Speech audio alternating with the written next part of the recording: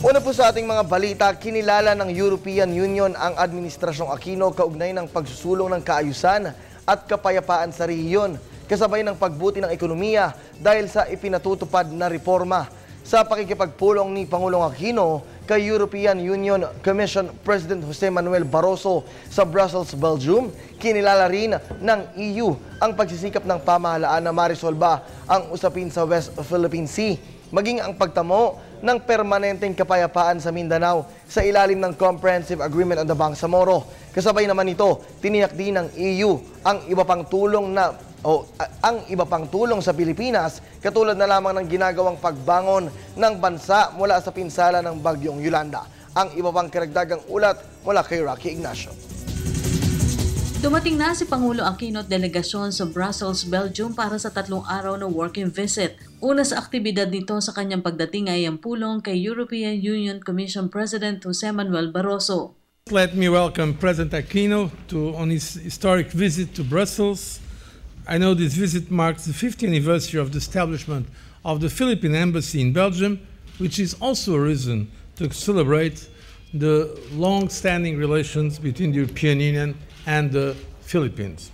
Sa kanilang pagpupulong, formal na ipinabot ni Barroso ang pagkilala sa Administrasyong Aquino ng pagsisikap na matamo ang tunay na kaayusan at kapayapaan sa Mindanao, habang formal na maipinabot ng Pangulo ang pasasalamat sa suporta ng European Union sa mga hakbang ipinatutupad ng pamahalaan.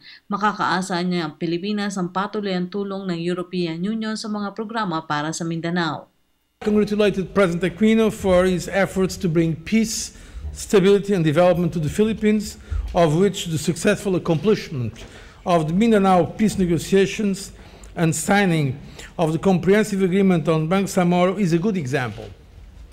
In particular, I have congratulated President Aquino for the submission of the draft Bangsamoro Basic Law to the Philippines Congress on the 10th of this month. This is a welcomed positive step forward in the overall effort of bringing lasting peace to people in Mindanao. The European Union is also supporting peace and development in Mindanao in complement to the government's efforts through various development projects worth 106 million euros. And I assure the President of our continued support and assistance in this effort. The participation of the EU, whether as a member of the International Monitoring Team or as a partner in development, as signified by the financial aid you have provided to the Mindanao Trust Fund, has served as another source of strength as the Filipino people tread the straight path to a just and lasting peace. Tinalakay rin ng dalawang leader ang issue sa West Philippine Sea, kung saan kinilala nito ang naging hakbang ng Pilipinas na dalhin ito sa International Tribunal. Today we also discussed the situation in the region, including maritime issues. Let me stress that the European Union encourages all parties to seek peaceful solutions through dialogue and cooperation in accordance with international law, in particular the United Nations Convention on the Law of the Sea. The European Union is proud to be a party of the Treaty of Amity and Cooperation, and we recall its fundamental principles, namely to settle differences by peaceful means, to renounce the threat or use of force, and to effectively cooperate among partners. Pinuri rin ito ang kakayahan ng Aquino administration na iangat ang ekonomiya ng bansa. Also congratulated the President on the remarkable economic performance of the Philippines. At the same time, economic reforms need to continue to increase the competitiveness and productivity of the country. Europe can be a partner in this process too.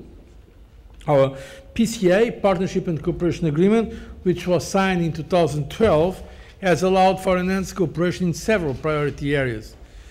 European Union and Philippines are also becoming more important to each other in terms of trade and investment rankings. Our trade exchanges in 2013 and 2014 were the largest in a decade. The European Union is Philippines' third largest trading partner, but we are the largest foreign investor in the Philippines, resulting in the creation of 400,000 jobs. We look forward to working together with the Philippines to strengthen our trade and investment relations, as these still hold, I believe, significant untapped potential. Marami rin anya sa Europa ang nakita na ang katotohanan taglay ng slogan ng Pilipinas na it's more fun in the Philippines. The more Europeans do believe it is more fun in the Philippines, according to the country's slogan. And with a historic record of almost 400,000 European visitors in 2013, That was an increase of 8%. With European recovery and lifting of the air ban for Philippines Airlines and Cebu Pacific, this growth is expected to strengthen in the coming years.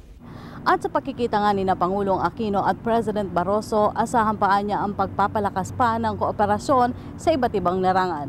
Para sa Telebisyon ng Bayan, Rocky Ignacio, Brussels, Belgium.